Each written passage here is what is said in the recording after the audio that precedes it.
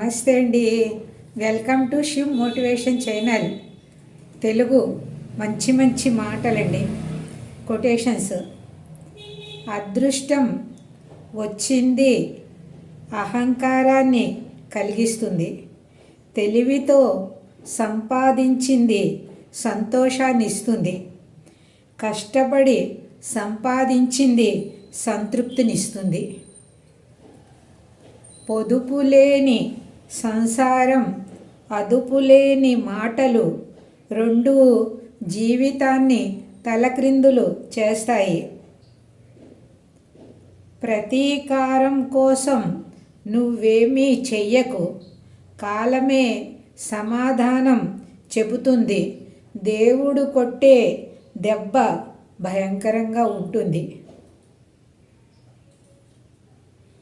ఇతరుల మనోభావాలతో ఎప్పుడూ ఆడుకోవద్దు. ఒకవేళ మీరు గెలిచిన ఆ మిత్రుడిని జీవితకాలం కోల్పోతారు.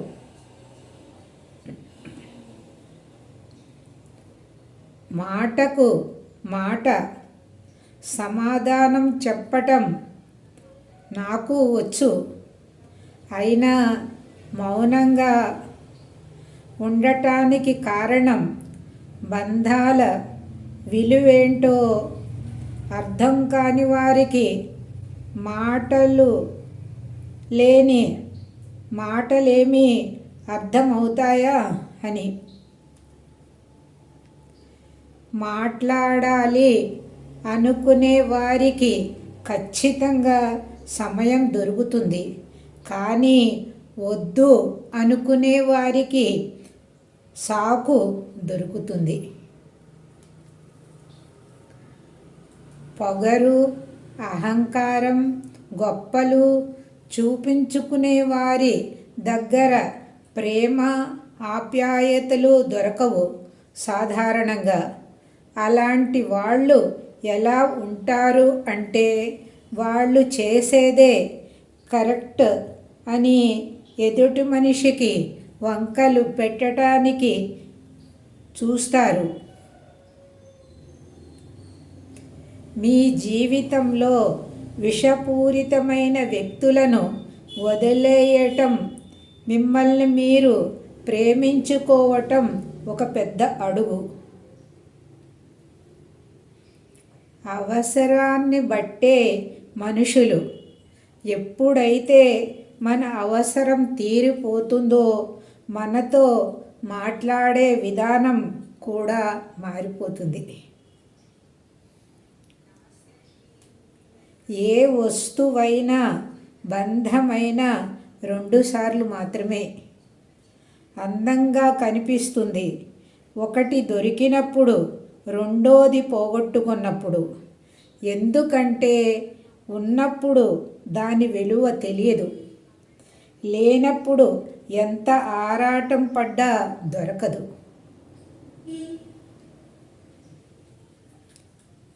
మన అనుకున్న వాళ్ళు దూరం అయితే తట్టుకోవటం కష్టమే.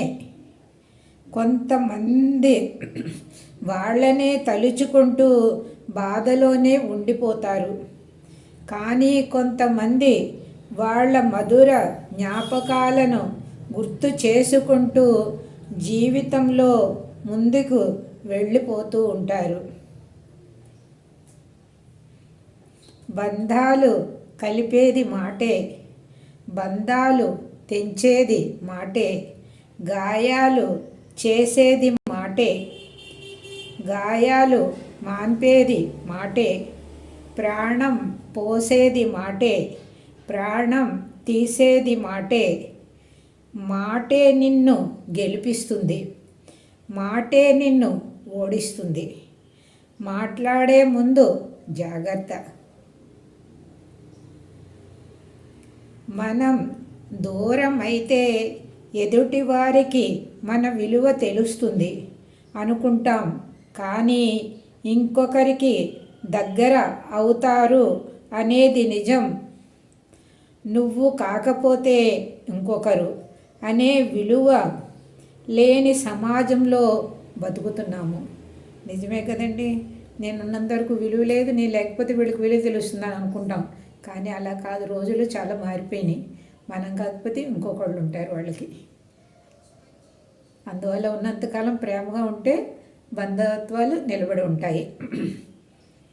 ఒకరి స్నేహం తెలియాలంటే వారికి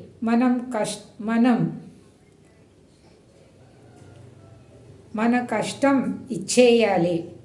ఒకరి దేశభక్తి తెలియాలంటే జాతీయ గీతం వినిపించాలి.